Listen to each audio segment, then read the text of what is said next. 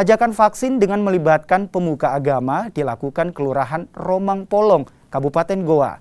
Lewat acara Maulid Nabi, penceramah memberikan sosialisasi dan juga ajakan bagi warga untuk mau mendapatkan vaksinasi COVID-19.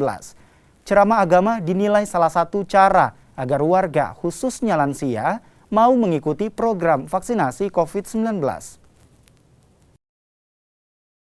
Belum bisa dilaksanakan, tapi karena ini ada sudah di Goa sudah masuk level 2, maka dari itu kami laksanakan maulid dengan protokol kesehatan yang ketat, terkait dengan pakai masker, cuci tangan sebelum masuk ke masjid, dan jaga jarak di dalam masjid.